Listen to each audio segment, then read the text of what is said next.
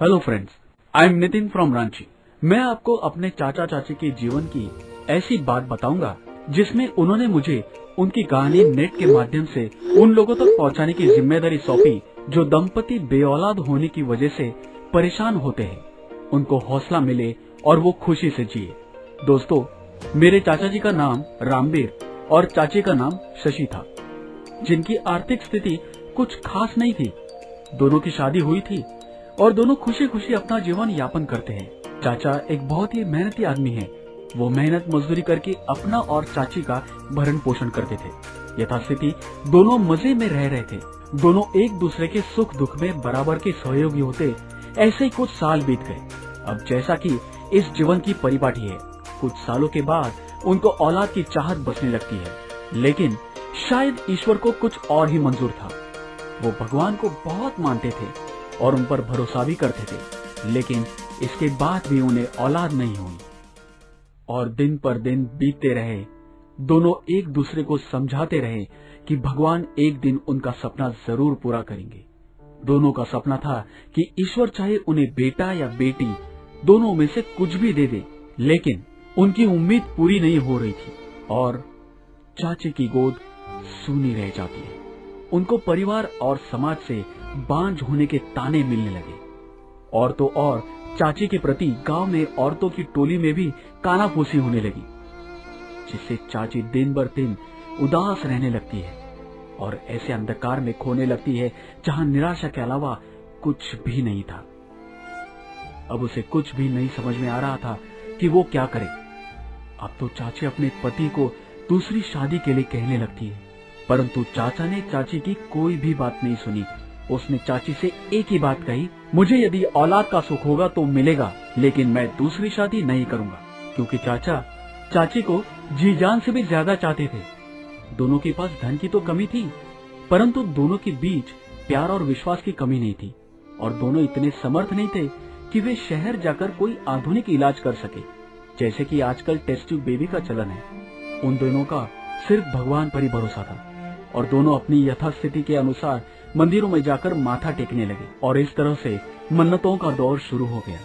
और तो और वे दोनों बाबाओं के पास जाकर झाड़ा फूकी भी करवाने लगे थे। दोनों अपनी तरफ से हर संभव प्रयास करते हैं, लेकिन उन दोनों के अरमान पूरे नहीं हुए। इस तरह से समय और बीत गया।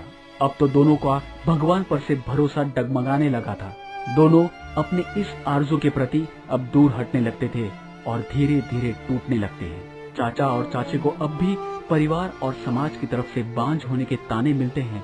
इस वजह से दोनों की सामाजिक दूरियां बढ़ने लगती है। अब दोनों एक दूसरे को ज्यादा से ज्यादा वक्त देने लगते हैं, जिससे उन दोनों का एक दूसरे के प्रति प्यार, स्नेह, लगाव, विश्वास और अधिक हो गया था। और अब औलाद की चाहत दोनों के मन में एक किनारा पकड़ने लगी और ये इच्छा दोनों के मन में दब गई।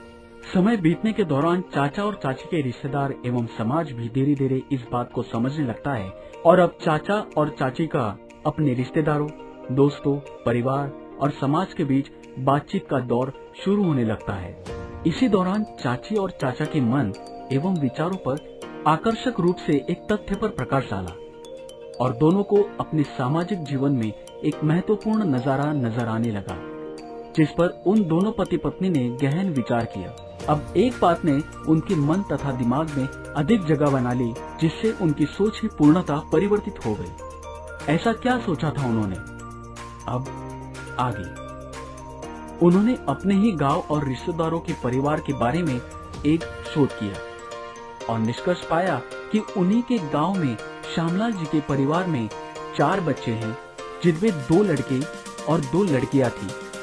उसी तरह प्रेमलाल जी के 3 बच्चों में 1 बेटी और 2 बेटे थे। और खुद चाचा जी के मामा में भी परिवार में 2 बेटे थे और चाची के रिश्तेदार में भी उनकी मामा के 2 बेटियां थी। और उनके गांव में भी कुछ ऐसे परिवार थे जिनकी सिर्फ 1 बेटी और 1 बेटा था।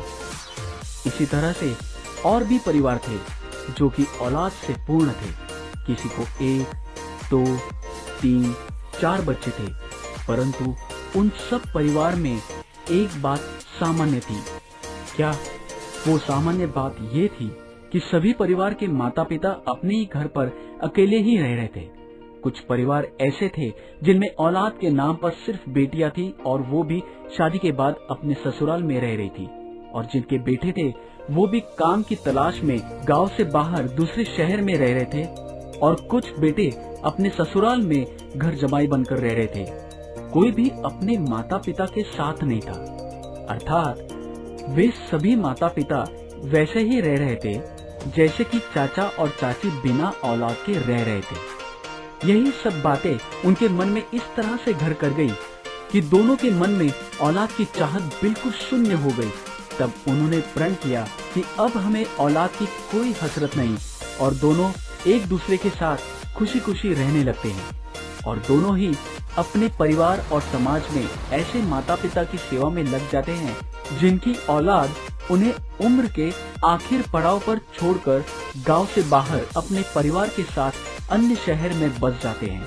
और अब चाचा और चाची भी औरों की तरह ही सामान्य जीवन व्यतीत करने लगते हैं और एक दूसरे के साथ पहले की तरह ही खुशनुमा प्यारे पल बिताने लगते हैं।